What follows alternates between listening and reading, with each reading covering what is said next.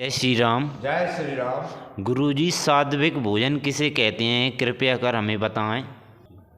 बहुत बहुत धन्यवाद। आपका प्रश्न है कि सात्विक भोजन किसे कहते हैं, कृपया करके बताएं।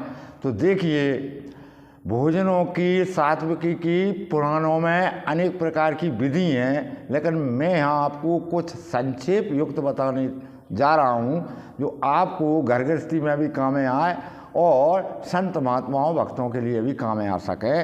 तो ये नारद पुराण में से मैं आपसे बोल रहा हूँ कि उसमें क्या लिखा है नारद पुराण में कि मनुष्य को एक बार भोजन अगर करता है मनुष्य 24 घंटा में, तो वो देवताओं का भाग है, उसका उसे पुण्य मिलता है। एक व्रतधारी, एक भोजन करने वाला, एक आहारी और सदा व्रतधारी माना जाता है। वो सदा व्रत ही है उसका 12 महीना।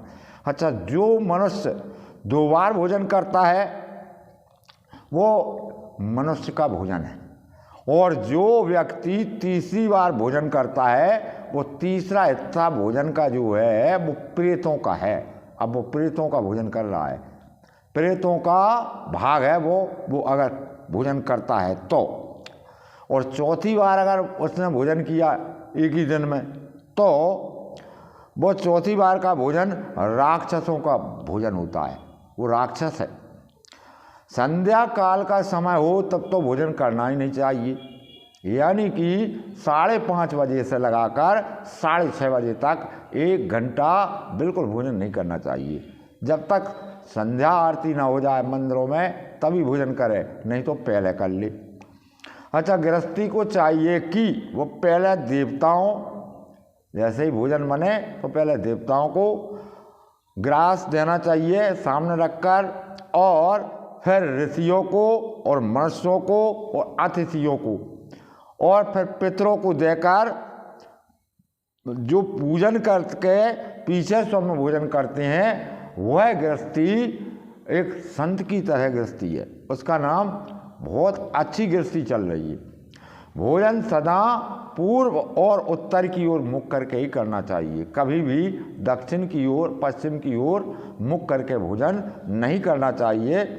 पूर्व की ओर मुख करके जो भोजन करते हैं उनकी आयु अवश्य बढ़ जाती है, उनकी आयु बढ़ जाती है। और जो दक्षिण की ओर मुख करके भोजन करते हैं वे प्रेत तत्व को प्राप्त होते हैं, भूतायोनि को।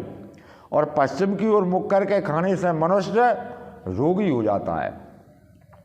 और उत्तर की ओर मुख करके जो भोजन करते हैं वे धन को प्राप्त करते हैं, वो धनी बन जाते हैं। भोजन सदा एकांत में करना चाहिए, भोजन एकांत में। और बिना स्नान किए कोई भोजन करता है मानो वो बहुत गंदी चीज़ खाता है, जिसको मैं कहना नहीं चाहता। बिना स्नान किए जो भोजन करता है वो बहुत गंदा है। और बिना जप किए, बिना भगवान का स्मरण किए जो भोजन करने वाला है वो क्या खाता है? पीप खाता है, पीप। भगवान का जाप नहीं किया, राम नाम स्मरण नहीं किया, और जो बिना हवन किए भोजन करने वाला मनुष्य होता है वो कीड़े खाता है। देवता, अतिथि आदि के दिए बिना भोजन करने वाला मंजरा पीता है। और संस्कारहीन जो व्यक्ति है, अन्न का भी संस्कार होता है। अन्न का संस्कार यानी अन्न को अग्नि में आहुति जरूर देना चाहिए, 5 आहुति जरूर देना चाहिए। घर में एक व्यक्ति अगर आहुति देता है तो पूर्ण घर की व्याख्या उसी में आ जाती है, पूर्ण घर का कर दिया उसने। तो देखिए, जो व्यक्ति अपने छोटे छोटे बालकों को भोजन ना करा के, अपने वृद्ध दादा दादी को भोजन ना करा के जो भोजन करता है वो मानो विष खाता है, जहर खा लिया उसने। उसके लिए जहर खा के मर जाना चाहिए। और छोटे छोटे बच्चे भूखे हों और उसके वृद्ध माता पिता दादा दादी भूखे हों और वो थाली लगा के अगर भोजन करता है तो वो विष खाता है। इस तरह से आपके प्रश्न का मैंने जवाब दिया। प्रश्न करने के लिए आपको बहुत बहुत धन्यवाद।